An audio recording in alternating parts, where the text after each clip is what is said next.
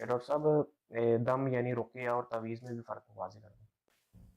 दाम और तवीज़ में अगर बुनियादी तौर पर फ़र्क देखा जाए, ये फ़र्क हमें उर्दू के एतबार से करना पड़ रहा है। अच्छा। दम जिसको अरबी के अंदर रुक़्या कहा जाता है, तो दम जितने भी हैं ये शिफ़ाइया दुआएँ हैं।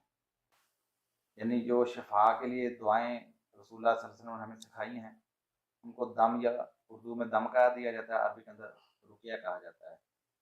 और अगर देखा जाए तो तावीज़ का मायना भी यही है, यानी वो दुआ जिसके ज़रिए अल्लाह से पनाह हासिल की जाए, अल्लाह की पनाह हासिल की जाए। यानी ऐसी दुआएँ जिनके ज़रिए हम अल्लाह की पनाह हासिल करते हैं। जिस तरह सूरह फलक और सूरह नास है, कुल औज़ु बिरब्बिल फलक, कुल औज़ु बिरब्बिन नास। तो ये वो दुआएँ हैं जिनके ज़रिए से तावीज़ किया जाता है। यानी अब हम आते हैं उसके असली मायनों के ऊपर, तावीज़ के असली मायने जो अरबी के अंदर हैं। अरबी के अंदर तावीज़ का लफ़्ज़ी मायना है कि वो दुआ जिसके ज़रिए अल्लाह की पनाह हासिल की जाए। तावीज़ का लफ़्ज़ी मायना ये है। तो आयशा रज़ियल्लाहु फरमाती हैं कि रसूलुल्लाह सल्लल्लाहु अलैहि वसल्लम जो जब कभी बीमार पड़ते थे, तो आप ये सूरह फलक और सूरह नास जो है इसका दम करके इसके ज़रिए तावीज़ करते, यानी पनाह हासिल करते। इसको पढ़ते और हाथों पे फूँक मार के पूरे जिस्म के ऊपर फेर लेते। तो फरमाती हैं कि जब आप बीमार होते तो मैं भी ये काम करती थी, ये पढ़ के जो उनके जिस्म के ऊपर हाथ फेर देती थी। तो असल तो तावीज़ ये है, तावीज़ का लफ़्ज़ी मायना होता है पनाह चाहना। तो वो हमें बताई गई है कि वो दुआ के ज़रिए पनाह चाहनी है, अल्लाह की पनाह चाहनी है। मुख्तलिफ आफ़तों से, बलाओं से, बीमारियों से हम अल्लाह की पनाह में आते हैं।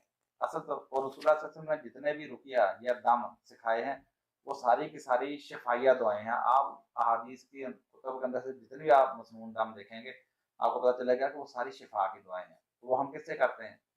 अल्लाह से। वो अरबी के अंदर हैं। आज हम आप पंजाबी में कर लें, उर्दू में कर लें, पश्तो में कर लें, इंग्लिश में कर लें। तो दम जो है ये कोई ऐसी चीज़ नहीं है कि इसके अंदर कोई ऐसी वाइब्रेशन या ऐसी शुआएँ निकलती हैं कि दम किया और उसके असर से ये काम हो गया।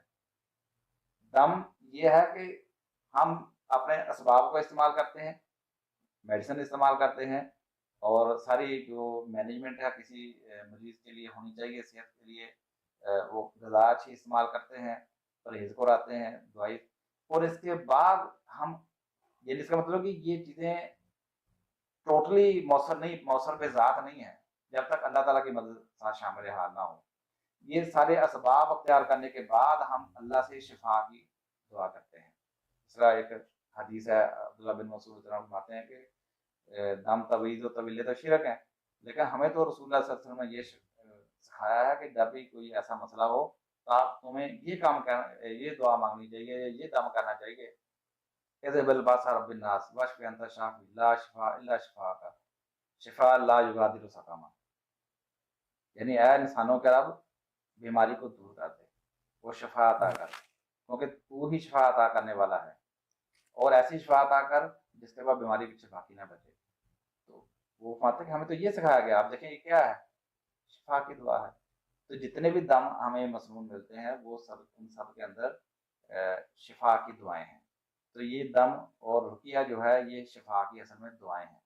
वो आप कुरानी दम या जहाँ कुरान के अंदर कोई ऐसी ऐसी दुआ आई है वो भी कर सकते हैं, मसनून भी कर सकते हैं। आप अपने अल्फ़ाज़ के अंदर भी अल्लाह के आगे ये रिक्वेस्ट कर सकते हैं। ये दम है। दम ऐसी चीज़ नहीं कि आपने इधर दम किया और दम जिस तरह मेडिसिन की एक तासीर होती है कि दम की तासीर से उसको आराम आ जाए। नहीं, इसका मतलब ये है कि बंदा दम करके अपने आप को अल्लाह के हवाले कर देता है कि अल्लाह मैंने अपने असबाब अख्तियार कर लिए, अब तू ही शिफ़ा देने वाला है। ऐसी शिफ़ा अता कर के जिसके बाद किसी बीमारी बाकी ना बचे। तो ये है दम। अच्छा तावीज़ जो अरबी का तावीज़ है उसका मतलब ये है कि हम अल्लाह की पनाह में आते हैं। अपने असबाब सारे अख्तियार किए और सूरह फलक और सूरह नास पढ़ के हम अपने आप को मुकम्मल तौर पर अल्लाह के हवाले कर देते हैं कि अल्लाह हम तेरी पनाह में आते हैं। ठीक है जी? तो ये अब आ जाता है उर्दू का तावीज़। उर्दू का तावीज़ जो है ये असल में वो जो अरबी का तमीमा है ये उसका तर्जुमा है। आप समझ आ गई कि नहीं?